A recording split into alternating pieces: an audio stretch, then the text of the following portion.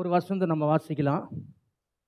ரோமருக்கு எழுதின நிருபம் 8ஆம் அதிகாரம் 28ஆம் வசனம்.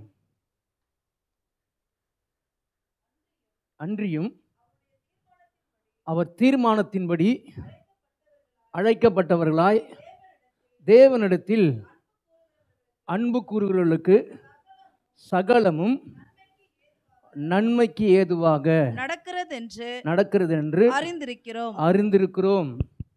அவர் நம்மை அழைத்ததினாலே அவரிடத்தில் அன்பு கூறுகிறவர்களுக்கு சகலமும் நன்மைக்கு ஏதுவாய் நடக்கிறது என்று அறிந்திருக்கிறோம். பவுல் சொல்றாரு, அவர் எங்களை அழைச்சாரு, அவரை நாங்கள் நேசிக்கிறோம், அவரிடத்தில் அன்பு கூறுறோம், அவர் எங்களுக்காக சகலத்தையும் நன்மைக்கு ஏதுவாய் செய்வார். ஒருவேளை நாங்கள் தீமைக்குள்ளே இருக்கலாம், அழுகைக்குள்ளே இருக்கலாம், நெருக்கத்துக்குள்ளே இருக்கலாம், ஆனாலும் நன்மைக்கு ஏதுவாய் செய்வார். நன்மைக்கு ஏதுவாய் நடக்கும் என்று நாங்கள் அறிந்திருக்கிறோம். அல்லேலூயா. சரி, இங்கே இதை மனசில் வச்சுதான் தாவீது சொல்கிறாரு, நான் நம்பினது அவராலே வரும். ஏன்னா தேவன் அழைச்சாரு, அவரிடத்தில் நான் அன்பு கூறுறேன், அதனால அவர் நான் நம்புறதுனால அவர் எனக்கு நான் நம்பினது அவராலே வரும். ஏன்னா தேவனை நான் நேசிக்கிறேன், தேவனோடு நடக்கிறேன். அது மட்டும் இல்லை, என் நெருக்கம் இருந்தால் கூட அந்த நெருக்கத்தை நான் பார்க்கல, அவர் கண்டிப்பாக என்னை கரை சேர்த்துருவார். அவர் கொடுத்த வாக்குத்தத்தம் மாறாது. அல்லேலூயா. வானமும் பூமியும் விழுந்து போனாலும் அவருடைய வார்த்தை மாறாது. என் சூழ்நிலை மாறும், என் நெருக்கங்கள் மாறும், என் அழுகை மாறும், ஆனால் அவர் கொடுத்த வார்த்தை மாறாது. ஆமேன். இந்த நம்பிக்கை தான் யாருக்குள்ள இருந்ததுன்னா தாவீதுக்குள்ள இருந்தது. ஆமேன். அல்லேலூயா. சரி, அப்போ இந்த இன்னைக்கு பார்க்க போகிறது என்னன்னா, ஏன் என்னால் இதை என்னால் சொல்கிறேன், ஆனால் சொல்கிறதுக்கு ஒரு சில காரியங்கள் நமக்கு தேவைப்படுது. அதுதான் இன்றைக்கி பார்க்க போகிறேன். இன்றைக்கி இந்த மெசேஜை முடிக்கிறேன். சரி, மெசேஜை முடிக்கிறதுக்கு முன்னாடி அந்த ஃபஸ்ட்டு நாள் மெசேஜை பார்த்தான்ல, அதை பார்த்தா தான் உங்களுக்கு புரியும். வந்து பாருங்கள், சங்கீதம் 107ஆம் சங்கீதத்தில் நான் பார்த்தோம் இல்லைங்களா, 107:5 பார்த்தோம். 107:5 சங்கீதத்துடைய அந்த அமைப்புடைய அந்த சங்கீதத்துடைய அமைப்பு என்னன்னா, அதோடைய அந்த சங்கீதங்களின் புஸ்தகம் ஒவ்வொரு வெள்ளிக்கிழமையும் எடுக்கிறேன். நான் எடுக்கும்போது சங்கீதம் புஸ்தகத்தை எடுப்பேன். அதில் ஒவ்வொரு சங்கீதத்துக்கும் ஒரு தலைப்பு இருக்குது. அதே போல் பார்த்திங்கன்னா இந்த சங்கீதத்துடைய தலைப்பு என்னன்னா பாடல்களின் சங்கீதம் 107. ஆனால் 107 படிக்கிறதுக்கு முன்னாடி 106 படித்தா தான் 107 ஈஸியாக புரியும். அப்போ 106 என்னன்னா அது மீட்பின் சங்கீதம். அல்லேலூயா. சரி, இப்போ போன ஃபஸ்ட்டு வீக்கில் நம்ம வாட்சோம், அவங்க ஆத்துமா என்ன பண்ணுச்சான், தோய்ந்து போயிடுச்சான். அவங்க வனாந்தரத்தில் அலைஞ்சு அவங்க ஆத்துமா தோய்ந்து போயிட்டு. 107:5 வாசிங்களேன். பசியாகவும் தாகமாகவும் ஆத்துமா தோய்ந்ததாகவும் அலைந்து திரிந்தார்கள். பசியாகவும் தாகமாகவும் ஆத்துமா தோய்ந்ததாகவும் அலைந்து. பாருங்க, இஸ்ரவேல் ஜனங்க நீங்கள் இஸ்ரவேல் ஜனங்கன்னு பார்க்கக்கூடாது. இஸ்ரவேல் ஜனங்கள் இடத்துல யாரை வச்சு பார்க்கணும், உங்களை வச்சு பார்க்கணும். எகிப்திலேருந்து அவங்க வந்தாங்கன்னு சொல்லி நீங்கள் பார்க்குறீங்களே, அதே போல் உங்களை என்ன பண்ணணும்னா விக்கிரகத்திலேருந்து, அந்த மார்க்கத்திலேருந்து, அந்த இருளிருந்து ஆண்டவர் என்ன பண்ணார், உங்களை வெளியே கொண்டு வந்தார். இப்போ கொண்டு வந்து நம்ம எங்கே போகிறோன்னா, வாக்குத்தத்தம் சொன்ன வாக்குத்தத்தம் என்னன்னா நம்மளுக்கு ஒரு இளைப்பாறுதல் வச்சு பரமகாணனை வச்சிருக்கிறாரு. அதான் நம்மளுக்கு ஒரு வாக்குத்தத்தம், மெயினான வாக்குத்தத்தம் தான். நம்ம இன்னைக்கு நம்ம மரிச்சாலும் எங்கே போக போகிறோம், பரலோகத்துக்கு தான் போக போகிறோம். ஆமீன். அதுக்காக தான் நம்மள என்ன பண்ணார், கூட்டின்னு வந்தார். ஆனால் நிருபம் என்ன சொல்லுதுன்னா, நீ பரலோகத்தில் எந்தெந்த ஆசீர்வாதம்லாம் இருக்குதோ அந்த ஆசீர்வாதம் பூமியிலே நீ சுதந்திரிக்க முடியும். இயேசுவை நீ சரியாக புரிந்து கொண்டா பூமியை நீ என்ன பண்ண முடியும், நீ இருக்கிற வீடு பரலோகமாக மாற்றிடலாம். அல்லேலூயா. அப்போது இந்த இஸ்ரவேல் ஜனங்கள் ஆண்டவர் என்ன பண்ணார்னா அங்கேருந்து கொண்டு வந்தது போலவே நம்மளையும் விக்கிரகத்திலிருந்து இருளிலிருந்து ஆண்டவர் என்ன பண்ணார், கொண்டு வந்தார். கொண்டு வரும்போது அங்கே வெளியே வரும்போது தாகம் வருது, பசி இருக்குது, பட்டினி இருக்குது, நெருக்கம் இருக்குது. இது எல்லாமே இருக்குது எல்லாருக்கும். எல்லா பிள்ளைங்களுக்கும் என்ன இருக்குது, கிறிஸ்தவ பிள்ளைங்களுக்கு நெருக்கம் இருக்குது, பிரச்சனை இருக்குது, எல்லாமே இருக்குது. ஆனால் ஒவ்வொரு நாளும் ஆத்துமா என்ன பண்ணுது, சோர்ந்து போகுது, ஒரு மாதிரி தோய்ந்து போகுது, தாகத்தினால வறண்டு போகுது. என்னடா வாழ்க்கை, போடா, எப்போ பார்த்தாலும் ஒரே மாதிரி ரொட்டீனாக போயின்னு இருக்குது, போர் அடிக்குது அப்படின்ற மாதிரி ஆகிடுது. லாஸ்ட்டில் காலையில் எழுந்தவொடனே வேலைக்கு போடுறோம், திரும்ப ஈவினிங் வரோம், திரும்ப பசங்களை பார்க்குறோம், திரும்ப இதே போல் போயிட்டு வாழ்க்கை என்ன ஆகுது, போர் அடிக்குது. ஆனால் ஏதேன் அவங்களுக்கு போர் அடிக்கல, ஆதாம் ஏவாளுக்கு போர் அடிக்கல, பரலோகம் போர் அடிக்காது. பரலோகத்தில் எப்போதும் துதியின் சத்தமா. அப்போ வீடு வசனம் சொல்லுது, நீதிமான் கூடாரத்தில் கம்பீர சத்தம் தொனிக்குமா. அப்போ என்னுடைய வாழ்க்கையில் ஒரு துதி இல்லை, ஒரு துதியின் அபிஷேகம் இல்லை, ஒரு ஆரவாரம் இல்லை அப்படின்னாலே நான் எங்கே இருக்கிறேன்னா, நான் வனாந்தரத்துக்குள்ளே தான் இருக்கிறேன், நெருக்கத்துக்குள்ளே தான் இருக்கிறேன். அந்த நெருக்கத்துக்குள்ளே இருக்கும்போது துதி இல்லைன்னு வச்சுங்களேன், அப்போ என் வாழ்க்கை எப்படி இருக்குன்னா வனாந்தரம் போல தான் இருக்கும். அல்லேலூயா. இன்னொன்று என்னன்னா, இவங்களுக்கு ஏன் துதி இல்லை, ஏன் இவங்க ஆத்மா சோர்ந்து போச்சுன்னு சொல்லிட்டு பார்த்தீங்கன்னா, 106ஆம் சங்கீதத்தில் ஏன் அவங்க ஆத்மா சோர்ந்து போச்சுன்னு சொல்கிறாரு சங்கீதக்காரன். 106:25 வாசிங்க. கர்த்தருடைய சத்தத்திற்கு செவி கொடாமல் தங்கள் கூடாரங்களில் முறுமுறுத்தார்கள். கர்த்தருடைய வார்த்தைக்கு செவி சாய்க்காமல் தங்கள் கூடாரங்களிலே முறுமுறுத்தார்கள். பாருங்க, யாரு முறுமுறுப்பாங்கன்னா, இந்த தேவனை என்னை அழைச்சிருக்கிறாரு, ஒருத்தர் என்னை அழைச்சிருக்கிறாரு, என்னை தெரிந்து கொண்டிருக்கிறாரு, என்னை கண்டிப்பாக நெருக்கத்தின் நேரத்தில் எனக்கு சகலமும் நன்மைக்கு ஏதுவாக தான் செய்வார். அல்லேலூயா. எங்கள் அப்பா என்னை படிக்க வைக்கிறாரு, டியூஷன் போகிறது கஷ்டமாக இருக்குது, ரொம்ப படிக்கிறதுக்கு கஷ்டமாக இருந்தாலும் கண்டிப்பாக எங்கள் அப்பா என் வாழ்க்கைக்கு நல்லதான் செஞ்சு நிற்கிறாருன்னு சொல்லி எந்த புள்ள உணருதோ அந்த புள்ள தான் நான் பண்ணும், அப்பாவை துதிக்கும். மற்றதெல்லாம் மோசமான கொடுமையார அப்பாவாக இருக்கிறாருன்னு சொல்லிட்டு அப்பா மேலே கோபம் வரும். ஏன்னா அப்பாவை சரியா புள்ள புரிஞ்சுக்கல. அதே போல் தான் இந்த வனாந்தரத்தில் என்ன பண்ணாங்கன்னா முறுமுறுத்தாங்களாம். எங்கே உட்காந்து முறுமுறுத்தாங்க? வீட்டுக்குள்ளே உட்காந்துனேன். இன்னொன்று அந்த பைபிள் எப்படி சொல்லுதுன்னா, தேவனுக்கு விரோதமாக முறுத்தாங்கன்னு சொல்லிட்டு இங்கே போட்டுக்குதுல. இன்னும் கொஞ்சம் அப்படி தள்ளி உள்ளே வாசிச்சிங்கன்னா மோசைக்கு விரோதமாக முறுமுறுத்தாங்களாம். இப்போது தேவனுக்கு விரோதமாக முறுமுறுக்கிறது கொஞ்சம் கஷ்டமாக இருக்கும். ஆண்டவர் அடிச்சிடுவாரோ அப்படின்னு, ஐயோ ஆண்டவர் கடவுளாச்சே, எதுனா முறுமுறுத்தா அவருக்கு தெரியுமே, அதனால் எப்படின்னு சொல்லிட்டு என்ன பண்ணணும், முறுமுறுத்து யாருக்கு விரோதமாக முறுமுறுப்பாங்க? பாஸ்டர் சொல்லுவாருங்க, ஆனவனா அவர் அப்படி தான் சொல்லுவார், விசுவாசி விசுவாசின்னுவார். அவர் சொல்லிட்டு போயிடுவார், எங்கே விசுவாசிக்குது ஒன்றுமே இல்லையே வந்துட்டு என்ன பண்ணுவோம், பாஸ்டருக்கு விரோதமாக முறுமுறுப்போம். எங்கே உட்காந்துன்னு? வீட்டுக்குள்ளே உட்காந்து. இங்கே அப்படி தான் சொல்லுது. அவங்க என்ன கூடாரங்களில் என்ன பண்ணாங்களாம், கர்த்தருக்கு விரோதமாக மோசைக்கு விரோதமாக என்ன பண்ணாங்களாம், முறுமுறுத்தாங்களாம். அல்லேலூயா. நான் எப்படின்னா ஒரு 2-3 பொய் சொன்னால் தான் அந்த உலகத்தில் வாழ முடியும். பாஸ்டர் சொல்கிறாரு நல்லதையே பேசு, நல்லதையே செய், அதெல்லாம் வேலைக்கு ஆகாது. அவருக்கு என்ன தெரியும்? எங்கே உட்காந்துனே? வீட்டில் உட்காந்துனே, வீட்டுக்குள்ளே உட்காந்துனே. பைபிள் பாருங்க அவ்வளோ அழகாக போட்டுது. அவங்க வீட்டில் உட்காந்து என்ன பண்ணாங்களாம், மோசைக்கு விரோதமாக முறுமுறுத்தாங்க, தேவனுக்கு விரோதமாக முறுமுறுத்தாங்க. பாருங்க ஏன் பாருங்க, அவங்களுக்கு ஒன்று தெரியல, இருளிலிருந்து வெளியே கொண்டு வந்தார். பாருங்க, நான் சொல்கிறேன் பாருங்க, அடிக்கடிக்கு சொல்கிறேன் பாருங்க, உங்களால் நீங்கள் ரட்சிப்புக்குள்ளே வரவே முடியாதுங்க. ரட்சிப்புக்குள்ள உங்களால் வர முடியாது. நீங்கள் ரட்சிக்கப்பட்டீங்களா, பெரிய விஷயங்க அது. ரட்சிப்பு காசு கொடுத்து வாங்க முடியாதுங்க. அதனால தான் இலவசமாக கொடுத்தார். நீங்கள் ரட்சிப்பை எந்த அளவுக்கு மேன்மையாக நினைக்கிறீங்களோ அந்த அளவுக்கு சபையை பயங்கர மேன்மையாக நினைப்பீங்க, தேவனை துதிக்க ஆரம்பிச்சிருவீங்க. உங்களுக்கு ரட்சிப்பு தெரில, செத்தா தான் தெரியும். ஆமாம், ரட்சிப்பு எப்போ தெரியும்னா செத்தா தான். கண்ணை மூடனே பரலோகம் தான். அப்பா பரலோகம் வந்தம்பா, எவ்வளோ நல்லா இருக்குது, அப்பா சூப்பராக இருக்குதுப்பா, ரட்சிக்கப்பட்டோம், ஏசு எனக்காக ரத்தம் சிந்தினார், பரலோகத்துக்கு வந்துட்டேன். அல்லேலூயா, அல்லேலூயா. ஒரு சிலர் சொல்லுவாங்க, அவங்க சாவும் போது கையை பிடிச்சிக்குவாங்களாம், உயிர் போகும்போது கையை பிடிச்சோம் பயப்படுவாங்களாம். ஆனால் ஒரு சில ஊழியக்காரங்க சொல்கிறாங்க, தம்பி நான் ஆண்டவர் கூப்பிட்றாரு, நான் போக போகிறேன்னு சொல்லிட்டு போய் படுக்கிறாங்க பாருங்க, அப்படியே செத்துடுறாங்க. ஒரு சிலர் சொல்கிறாங்க, தேவதூதரை நான் பார்க்குறேன் துதிக்கிறாங்க சொல்லிட்டு அவங்களும் என்ன பண்ணுறாங்க, அல்லேலூயா ஆமேன்னு சொல்லிட்டு அப்படியே முணுமுணுத்துனே இருக்கிறாங்க, பரலோகம் போயிடுறாங்க. அல்லேலூயா. ஒரு சிலர் என்ன பண்ணுறாங்க, உயிர் போகும்போது கெட்டியமாக பிடிச்சிக்கிறாங்க பக்கத்தில் இருக்கிறவங்கள. ஏன்? ரட்சிக்கப்படலை. அல்லேலூயா. அப்போ ரட்சிப்பு எப்போ தெரியும்? சாவறதுக்கு முன்னாடி இங்கே தெரிஞ்சிச்சுன்னு வச்சுங்களேன், நம்ம மனசு நன்றினால் நிறைஞ்சிடும். அல்லேலூயா.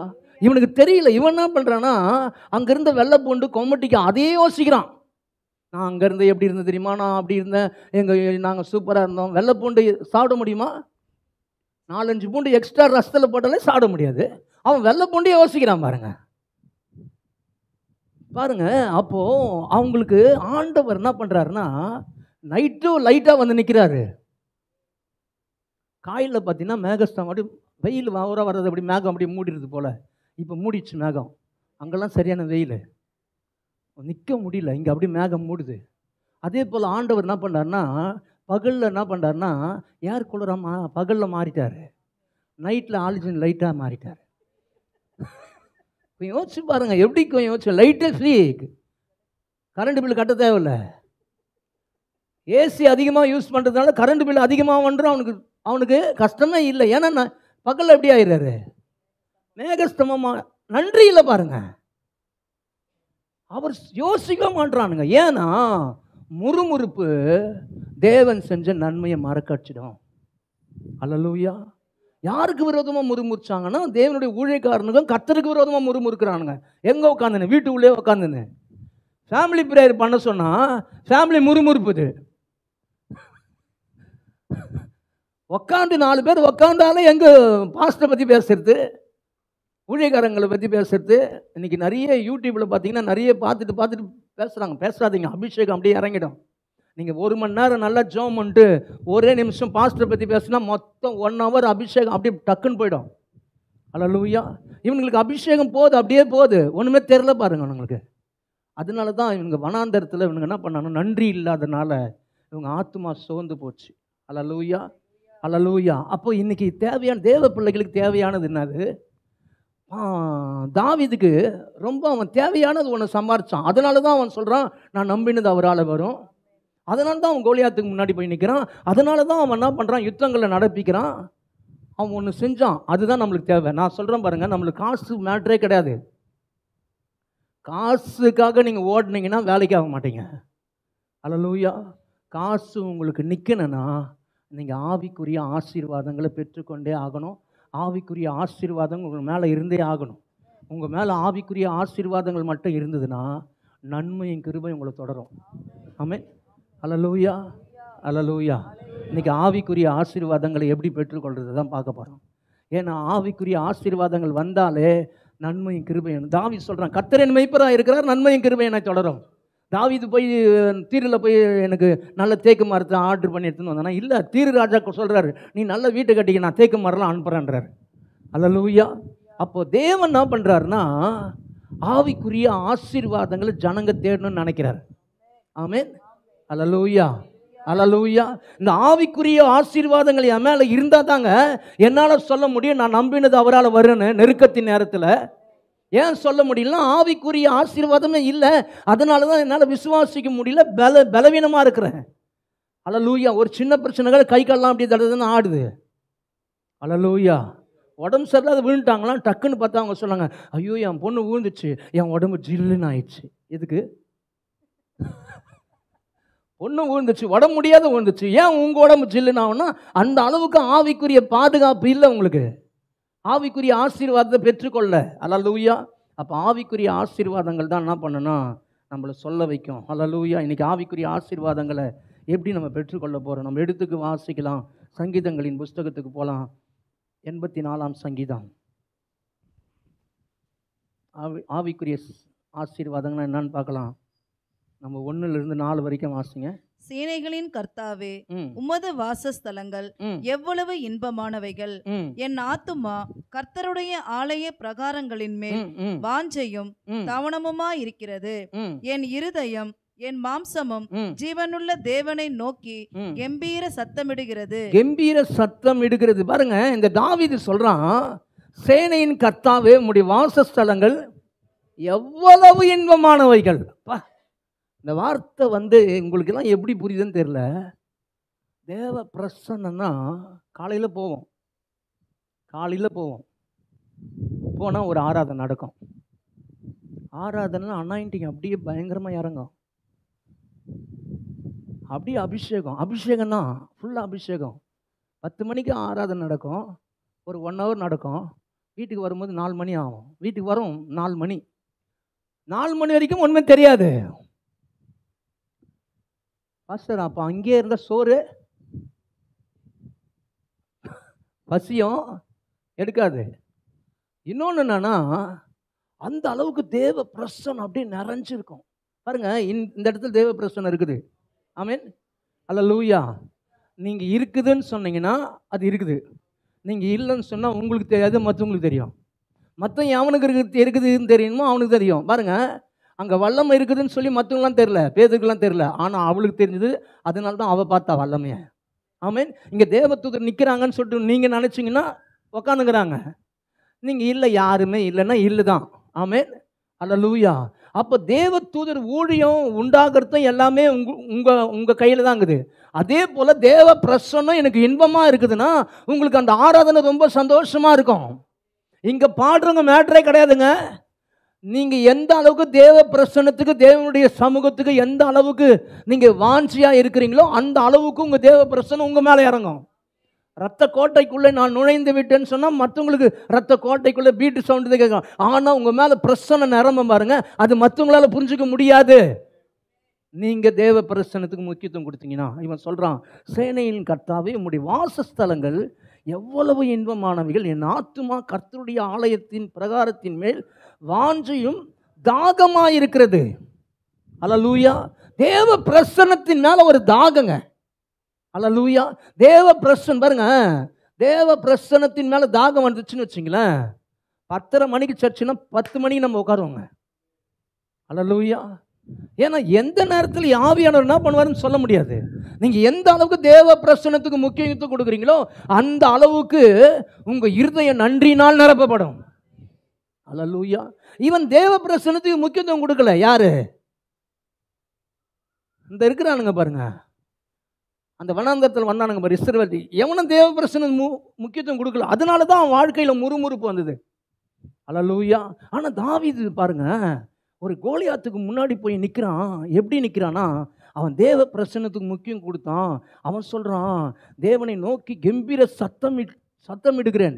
பாருங்க, ஒருத்தர் ஆராதிக்க வைக்கணும்னு அவசியமே கிடையாதுங்க. தேவ மனுஷங்களை அவங்களுக்குள்ள அந்த தேவனுடைய மனசு மேல, தேவன் மேல ஒரு பயங்கர அன்பு இருந்துன்னு வச்சுங்களேன், யாரும் ஆராதிக்கணும்னு அவங்களுக்கு அவசியமே கிடையாது. அவங்களே வந்து நல்லா நின்று அவங்களே யார வீட்டு இருக்குதோ வீட்டு இல்லையோ யார் இருக்கு அதெல்லாம் மேட்டரே கிடையாதுங்க.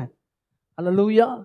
தேவ பிரசன்னத்தின் மேல வாஞ்சை. பக்கத்தில் பார்த்து சொல்லுங்க, தேவ பிரசன்னம் மேல வாஞ்சை. அல்லேலூயா. 3வது வசனத்தை பார்த்தீங்கன்னா, என் ராஜாவும் தேவனுடைய மாகிய சேனையின் கர்த்தாவே உம்முடைய பீடங்களில் அடைக்கலாம் குருவிக்கு வீடு, அப்புறம் தகைவிலான் குருவிகளுக்கு தன் குஞ்சுகளை வைக்கும் கூடும் கிடைத்தது. உம்முடைய வீட்டில் வாசமா இருக்கிறவர்கள். இவன் சொல்றான், ஆண்டவரே, இப்ப நம்ம சொல்லலாம், நான் சொல்லுவோம், ஆண்டவரே இந்த சர்ச்சில் டைம் பீஸுக்கு ஒரு இடம் இருக்குது, ஃபேனு இருக்கிறதுக்கு ஒரு இடம் இருக்குது, டியூப் லைட் இருக்கிறதுக்கு ஒரு இடம் இருக்குது, போய் இதெல்லாம் இருக்கிறதுக்கு நிரந்தரமாக இருக்குது. ஆண்டவரே, நான் தான் 1.5 மணி நேரம் வந்துட்டு போயிடுறேன். ஆண்டவரே, இது மேலே பொறாமப்பட்டா எப்படி இருக்கும்? பொறாமப்படுறாங்க. எங்கே உக்காந்துனேன்? சிங்காசனத்தை உக்காந்துனேன், நல்லா சாப்பிட்டு விதவிதமாக சாப்பிட்டு.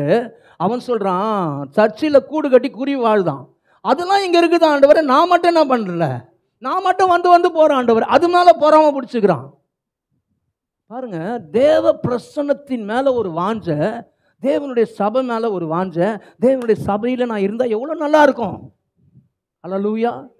நீங்க எந்த அளவுக்கு தேவ பிரசன்னத்தை உணர்றீங்களோ அந்த அளவுக்கு தேவன் உங்களுக்குள்ள இருக்குமா மாறுவார்.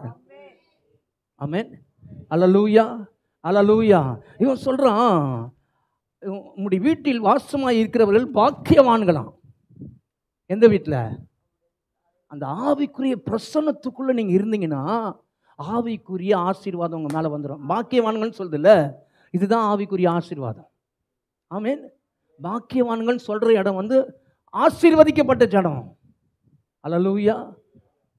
128ஆம் சங்கீதத்தில் படிக்காதீங்க, கர்த்தருக்கு பயந்து அவர் வழியில் நடக்கிறவன் மனுஷன் பாக்கியவான் சொல்றது நடந்ததுமா, கர்த்தருக்கு பயந்து அவருடைய வழியில் நடக்கிற மனுஷன் ஆசீர்வதிக்கப்பட்டவன். பாக்கியவான்றது ஆசீர்வதிக்கப்பட்டவன்.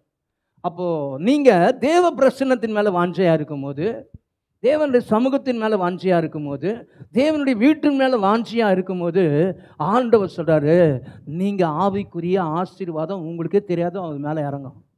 அல்லேலூயா, அல்லேலூயா. நாங்கள் ரொம்ப அப்போல்லாம் இது போல் கீபோர்ட்லாம் கிடையாது, ஒரு சின்ன கீபோர்டு, அதை வச்சு நைட்டு ஃபுல்லாக ஆராதிப்போம். அப்படியே ஆராதிப்போம்னா இவ்வளோ தான் வீடு, இதான் இந்த இதுதான் வீடு. அந்த வீட்டில் பார்த்தா நடுவில் ஒரு முருங்கை மரம் எழுமி வரும்.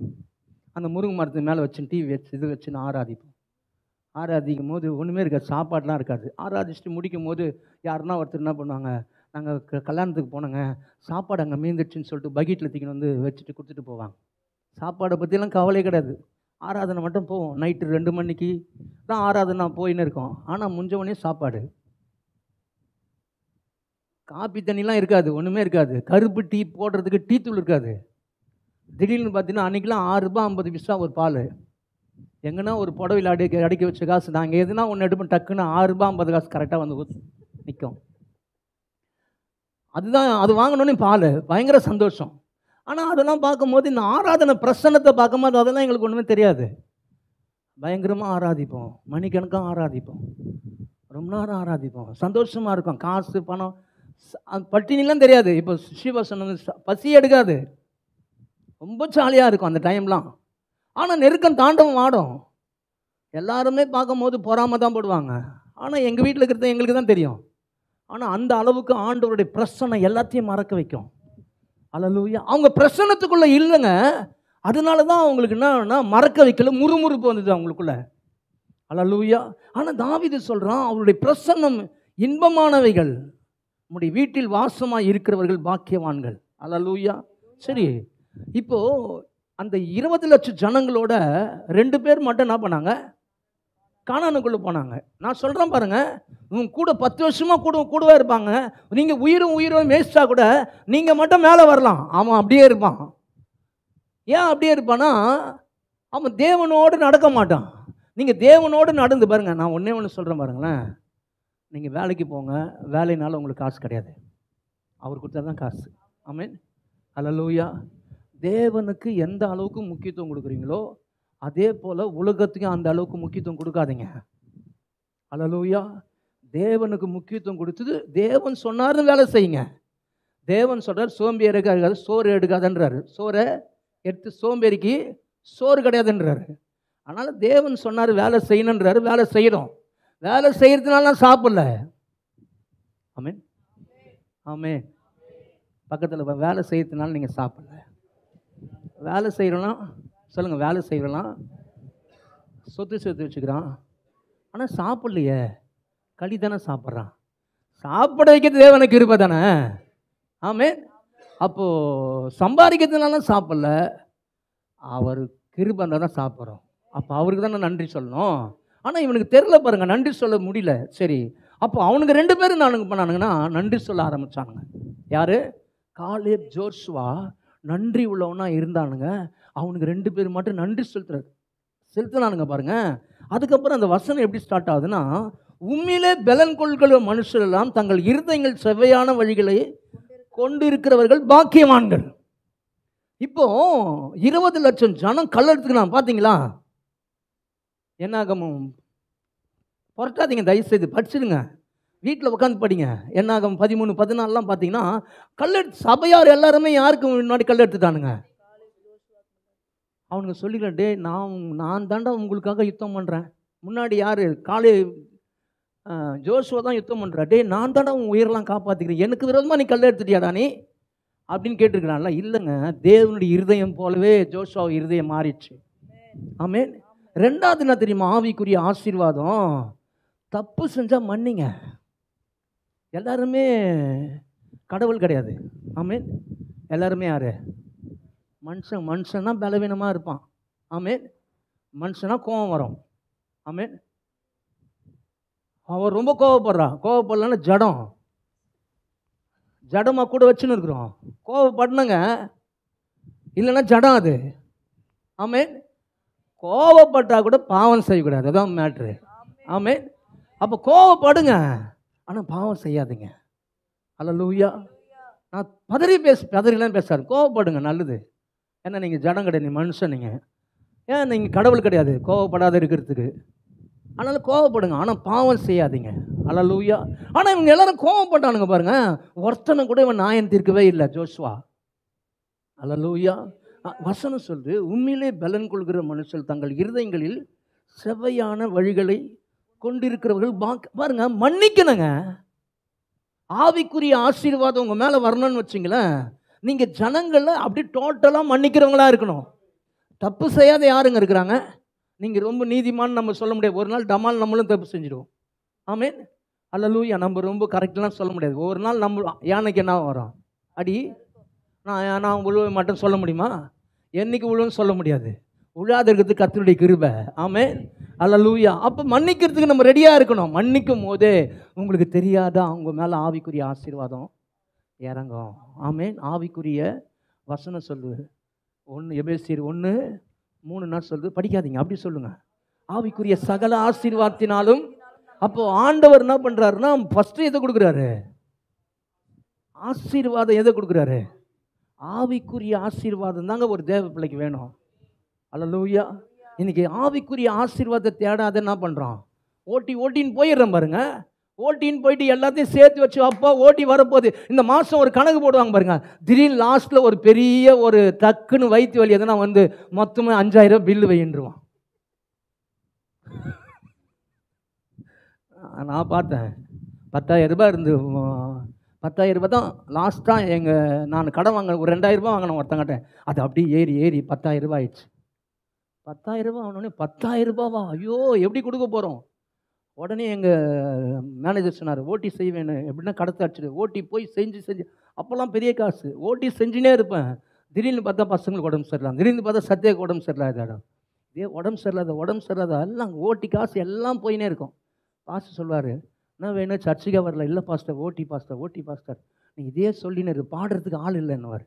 இல்லை பாஸ்டர், ஓட்டி செஞ்சு கொஞ்சம் கடன் இருக்குது, அதை அடிச்சுட்டு வந்துடுறேன், ஈவினிங் ஒன்றா வரேன் பாஸ்டர். ஈவினிங் போகலான்னு பார்த்தா அவர் சொல்லுவார், நானே அந்த மேனேஜர் வந்து சர்ச்சுக்கு வீட்டு மேலே சர்ச்சு வச்சுங்கிறாரு. அவர் எப்படியே போய்ட்ட ஆள் பாருங்கள், சர்ச்சுக்கே போக விட மாட்டார். அவரும் போக மாட்டார், நான் என்னையும் போக விட மாட்டார். அவரும் அங்கே இருப்பார், நானும் அங்கே இருக்கணும். 2 பேரும் சேர்ந்து லாஸ்ட்டில் அவரும் இன்னைக்கு ஊழியம் இல்லாத போயிட்டார். இப்போது லாஸ்ட்டில் பார்த்தீங்கன்னா 10,000 ரூபாய் இருந்து 20,000 ரூபாய் ஆயிடுச்சு. 20,000 ரூபாய் இருந்தது 30,000 ரூபாய், 40,000 ரூபாய் ஆகணுன்னே தான் மண்டையில் கொஞ்சம் சொர்ணம் வந்து, ஐயோ நம்ம ஆண்டவருக்கு முக்கியத்துவம் கொடுக்காத, நம்ம ஓட்டின்னு போகிறோம்னு சொல்லிட்டு ஓட்டிலேருந்து கட் பண்ண வந்து எல்லாரும் சொந்தக்காரெல்லாம் திட்ட ஆரம்பிச்சிட்டாங்க. ஓட்டிக்கு போய் ஏன் இவ்வளோ கடத்தை வச்சுன்னு ஒரு நாளைக்கு போனால் டபுள்னா போயிடுவோம்ல, டபுள் போயிடு பாருங்கள். பிசாசு எப்படிலாம் பண்ணுறாங்க, வஞ்சிக்கிறான் பிசாசு. டபுள் கொடுக்குறேன், எக்ஸ்ட்ரா கொடுக்குறான், அப்படி இப்படின்னு சொல்லி ஆராதனை கட் பண்ண வைக்கிறான். யாருக்கெல்லாம் ப்ராஃபஸியே போகுதுன்னு நினைக்கிறேன். ஆராதனை கட் பண்ண வைக்கிறான் பாருங்க. அதை ஆராதனை கட் பண்ணிட்டு அவன் ஆவிக்குரிய ஆசீர்வாதத்தை எடுத்துடுறான். அதுக்கப்புறம் பார்த்தீங்கன்னா எல்லாமே ஃபுல்லாக ட்ரை ஆகிடுது. அல்லேலூயா. அப்போ ஆவிக்குரிய ஆசீர்வாதம் ரொம்ப முக்கியமானது. ஆமென். இன்னைக்கு இங்கே பேசினுக்கிற வார்த்தைலாம் ஒவ்வொரு வார்த்தையும் உங்களுக்கு மேலே வந்து இறங்கின்னு இருக்குதுங்க. வசனம் சொல்லுது, எங்கே 2-3 பேர் நாமத்தினாலே கூடி இருக்கிறாங்க, அந்த இடத்துல அவர் இருக்கிறாருங்க. ஆமென். அவர் இருக்கிற இடம் தாங்க பரலோகம். அல்லேலூயா. அப்போ இங்கே இருக்கிறார் அவரை பார்க்க வந்திருக்கிறோம். அவர் தான் என்ன பண்ணுறாரு, சொல்கிறாரு, ஆவிக்குரிய ஆசீர்வாதங்களை கொடுக்குறாரு. இந்த மாதம் இந்த வாரம் முழுவதும் நீங்கள் சேர்த்து வைக்கிற காசு எப்படி தங்க போகுதுன்னா, சர்ச்சுக்கு வராது இருந்து கட் பண்ணி வேலைக்கு போகிறவங்களுக்கு தங்காது. சர்ச்சுக்கு வந்தாங்கன்னு வச்சிங்களேன், அவங்க 4 நாள் வேலைக்கு வந்தாங்க, 4 நாளில் 6 நாள் காசு கர்த்தர் கொடுப்பாரு. ஆமென். அல்லேலூயா. அதனால சர்ச்சுக்கெல்லாம் கட் பண்ணலாம் கூடாது. ஆமென். அல்லேலூயா. யார் சொன்னாலும் டாட்டா கட்டு, நான் வானாயா எனக்கு வேலையை, நான் போகிறேன் ஆண்டு வந்துடணும். ஆமென். அல்லேலூயா. வேலை போச்சுன்னா நான் ஜெபம் பண்ணி வேலை எப்படின்னா கர்த்தர் கொடுப்பாரு, எனக்கு தெரியும். ஏன்னா நான் சொல்லுவேன், ஆண்டவர் உங்களுக்காக வைராக்கியமாக இருந்தாங்க, வேலை கொடுங்க ஆண்டவர், உங்களுக்காக தான் நான் கட் பண்ணிட்டுவாங்க, நீ எப்படி அந்த வேலையை அவனை தூக்கிடுவார், உங்களை உட்கார வச்சுடுவார் அந்த இடத்துல. ஆமென். ஆண்டவரால் முடியும். ஆமென். அப்போது இங்கே ஜோஷுவாவை ஆண்டவர் பலசாலியாக மாற்றினார். அவன் மன்னிக்கிறவனாக இருந்தான், அந்த ஆசீர்வாதம் அவன் மேலே இருந்தது. லாஸ்ட்டாக நான் ஒன்று சொல்லி முடிக்கிறேன். லாஸ்ட்டு வசனம் வாசிங்க, அதே 84 லாஸ்ட்டு. சேனைகளின் கர்த்தாவே, உம்மை நம்பி இருக்கிற மனுஷன் பாக்கியவான். சேனைகளின் கர்த்தாவே, உம்மை நம்பி இருக்கிற பாருங்க. இன்னைக்கு வந்து தாவீதுக்குள்ள சொல்றான், கர்த்தர் என் கோட்டையா இருக்கிறார். கர்த்தர் என் தஞ்சமாக இருக்கார், கர்த்தர் என் நம்பிக்கை அவர் துருகமாக இருக்கிறார். பாருங்க, இந்த நம்பிக்கை மட்டும் போயிடுச்சுன்னு வச்சிங்களேன், உங்களால் எதுவும் பண்ண முடியாது. இந்த நம்பிக்கை தான் என்ன பண்ணனா அடுத்த ஸ்டெப்புக்குள்ளே உங்களை விசுவாசத்துக்குள்ளே கொண்டு வரும். அல்லேலூயா. உங்களுக்கு இந்த நம்பிக்கை அடித்தளமாக இல்லைன்னு வச்சிங்களேன், உங்களுக்கு முறுமுறுப்பு வந்துடும். புரியுதுங்களா? நம்பிக்கைன்றது வேற, விசுவாசன்றது வேற. கொஞ்ச நாள் விசுவாசம் பற்றி எடுத்துருந்தோம். அப்போ நம்பிக்கையும் விசுவாசம் ஒன்றும் கிடையாது.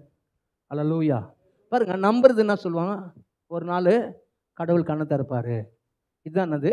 சர்ச்சைக்கு போயின்னு இருக்குங்க, ஒரு நாள் கடவுள் என்ன பண்ணுவார், கடைக்கண் பாருங்க, இதுதான் அது நம்பிக்கை. இப்போ இந்த விசுவாசம் என்ன தெரியுமா? இப்போ பாருங்க,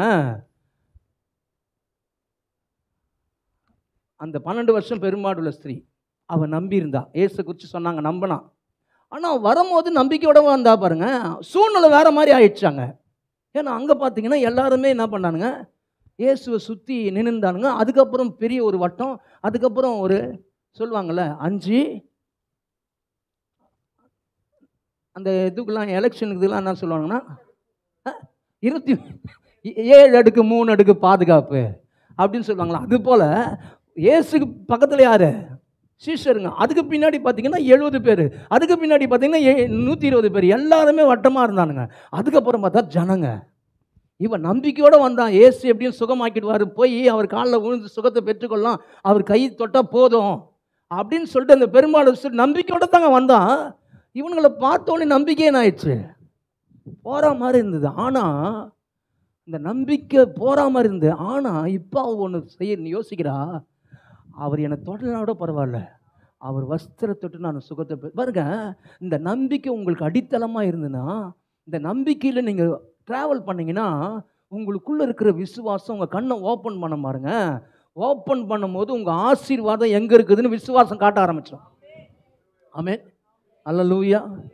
ஏன்னா இதுக்கு ஒரு சாட்சி, சரியான சாட்சி இருக்குது. ஆனால் சொன்னால் 12 ஆகிடும்.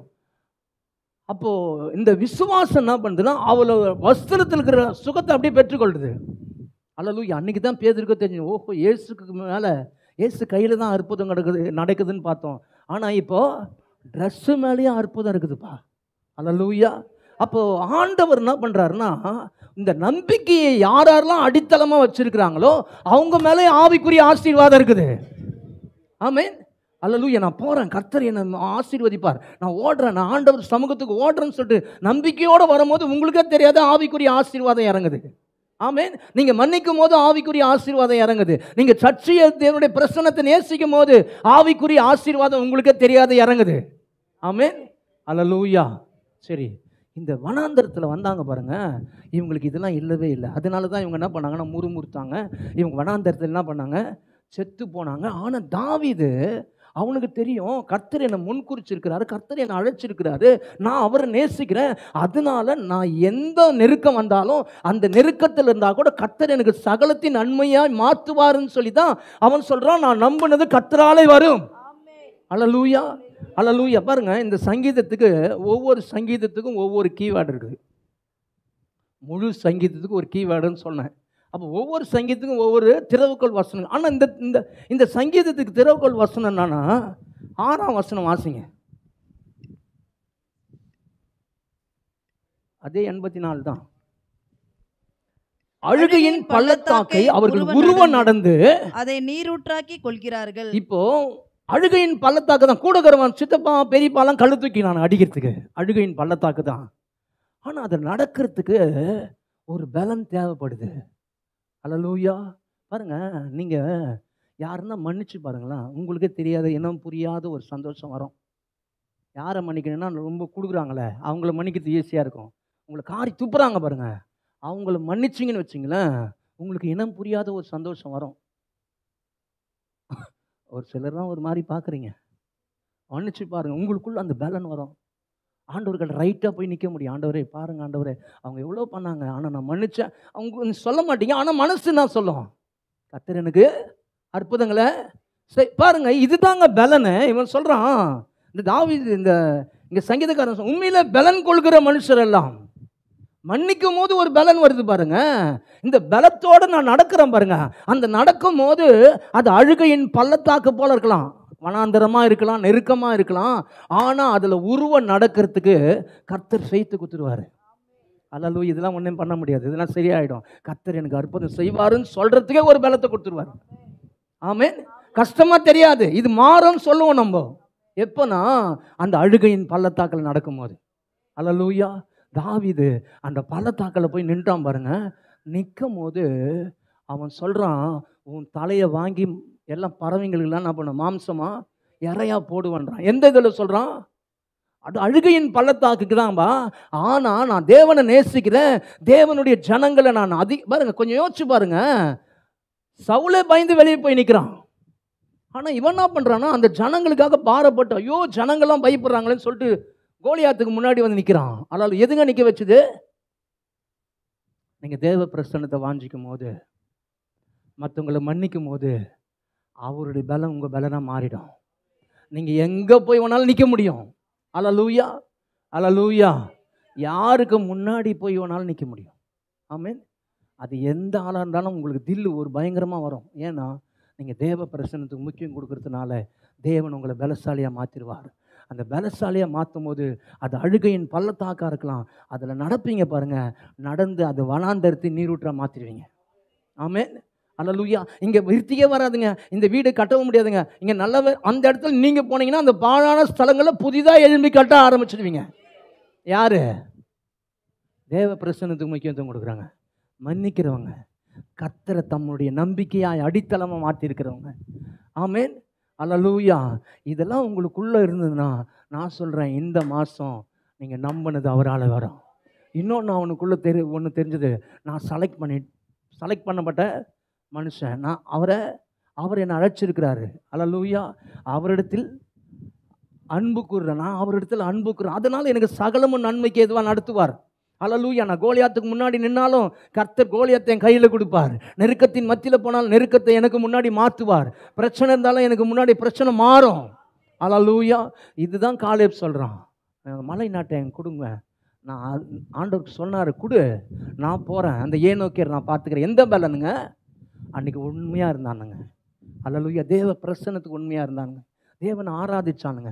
ஆராதிக்கிற ஒரு மனுஷனால் பிரச்சனையை பார்த்து பயப்பட மாட்டான், பிரச்சனையை ஃபேஸ் பண்ண நினைப்பான். ஆமென். அல்லேலூயா. அல்லேலூயா. நம்ம சர்ச்சில் இருக்கிறவங்க பிரச்சனை வந்துச்சு பாஸ்டர், ஐயோ அவ்வளோதான் பாஸ்டர்ன்னு சொன்னீங்கன்னா நீங்கள் என்ன எந்த ஜனம்? நீங்கள் டென்ட்டில் உட்காந்து முறுமுறுக்கிற ஜனம். தேவ பிரசன்னத்தில் நின்று ஆண்டவர் தான் என் பங்கு, ஆண்டவர் தான் என்னுடைய வாசஸ்தலம், அவர் தான் தேவனுடைய பிரசன்னம், அவர் தான் அவருடைய பிரசன்னம் நான் என்ன ரொம்ப இன்பமாக இருக்குது, அவருடைய பிரசன்னம் நான் ரொம்ப அருமையாக டேஸ்ட் பண்ணுறேன்னு சொல்லிட்டீங்கன்னா அவர் பலன் உங்களுக்குள்ளே கலந்துடும். ஆமென். அல்லேலூயா. அல்லேலூயா. இது மட்டும் உங்களுக்குள்ளே வந்துச்சுன்னா நீங்கள் சொல்கிறது அப்படியே நடக்கும். தாவீது சொன்னான், நான் நம்பினது அவராலே வரும். ஆமென். அல்லேலூயா. இந்த மாதம் நீங்கள் இப்படி இருங்க, மற்றவங்களை மன்னிங்க, தேவ பிரசன்னத்துக்கு முக்கியத்துவம் கொடுங்க, நம்பிக்கையை உங்கள் அடித்தளமாக போடுங்க. அல்லேலூயா. அதுக்கப்புறம் விசுவாச வார்த்தை வரும் பாருங்க, நான் நம்பினது அவராலே வரும், என்னால் வீடு கட்ட முடியும், கர்த்தர் சொன்ன வாக்குத்தத்தம் என் மேலே பலிக்கும் சொல்ல முடியும். ஆமென். அல்லேலூயா. அல்லேலூயா. எல்லாரும் ஒரு மாதிரி இருக்கிறீங்க, எழுந்து நிற்கலாம்.